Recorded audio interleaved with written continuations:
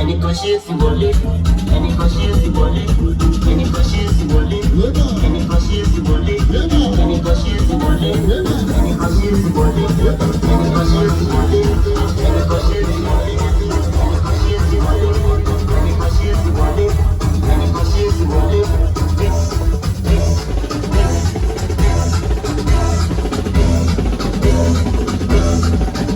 ṣe é sí wọlé, ẹni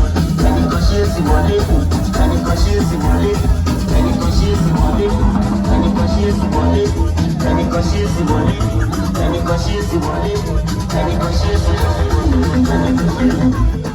Are you ready? So 1, 2, 3, come together. Move it, turn it up, turn it up, turn it up, turn it up.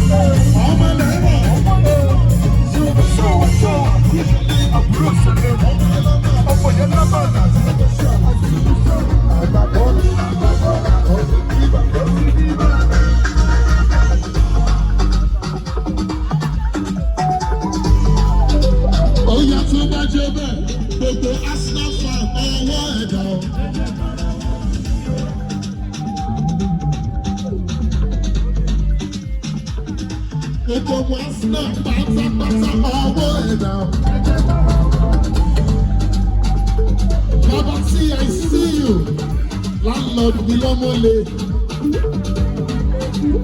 Kò bá sínáfọ̀ ọmọ ẹ̀dá. Ó yà sórí ìwúrí ní Adébóyè ọmọ ọmọ yé sọ pé ó ṣe ọ̀nà òun bójú mi jẹ́.